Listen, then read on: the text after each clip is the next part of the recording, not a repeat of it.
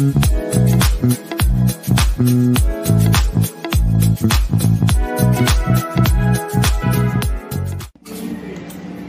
good day, ma'am. I am Kristen Jade Argo-Balani po. May I know your name po? I'm Mel, the ticketing reservation of CB Express Travel and Tours, Cabuyao branch. So, we are from St. Vincent College of Cabuyao po, taking up Bachelor in Science and Tourism Management.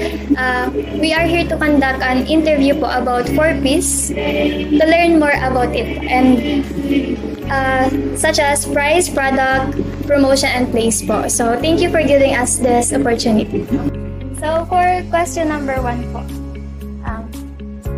what services does your company or airline or agency offer that make you different from others? Actually, wala kasi kung usapan na travel agency, halos parehas lang kami. Nagkakaiba lang sa way of kung paano ka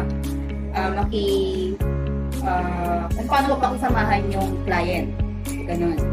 So, madalas naman sa ganyan, mga ticketing, PSA, mga more on documentaries, visa assistance.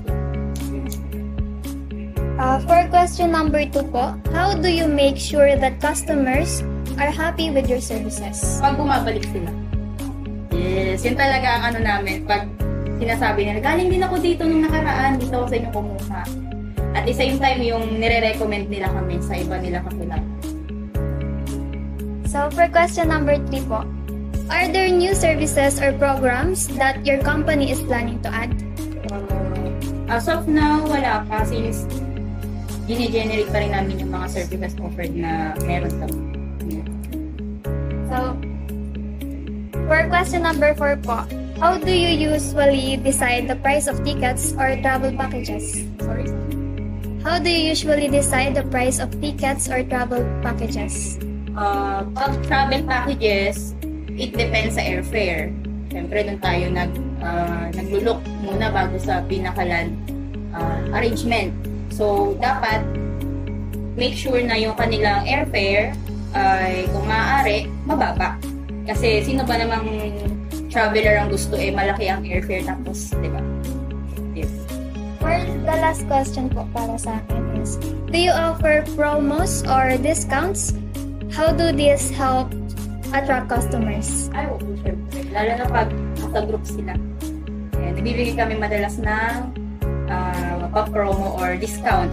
Kung group tour yan, syempre, malaki-laking discount yan. Ganun. Thank you po. So, good day, I'm Princess Nadia Albania. And the next question is, how can customers avail or buy your services? Via walk-in. Pwede sila mag-walk-in. And most of them are from online. Facebook. Yan. Doon sila madalas nag-i-inquire.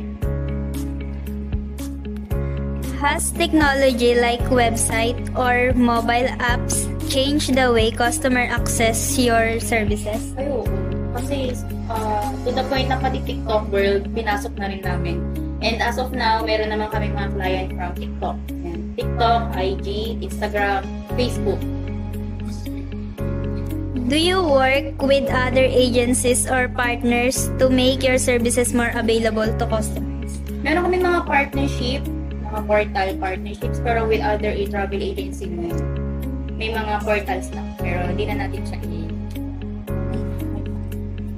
Next, what strategies does your company use to promote or advertise your services? Usang-uso yung TikTok. Ayan. Popost kami sa TikTok. Pinopost din namin yan sa Facebook. Ayan. Pinapasok namin ng social media. Kasi doon kami, yun ang pinaka-main namin, source. Maliban sa walk-in, social media. How do you use social media ads or partnership to reach your customers? Parehas lang naman. Like, yung sagot ko kanina, ganun din. Kasi nga, most of our clients na galing naman sa social media. Mga galing ang madalas dyan, galing ibang bansa. Nagpapa-assist sila ng NTI, ticket, yan, apostille. Do customer feedback And word of mouth play a big role in promoting your company. Ay, oo, syempre. Kasi, pag galing na mismo sa client namin yung ni-recommend kami ni ganito, galing daw siya dito, ganyan. Dito din daw siya kumuha. Mabilis daw dito. Syempre, malaking bagay sa amin yun. Kumbaga, compliment sa amin yun. Ayan. Thank you po.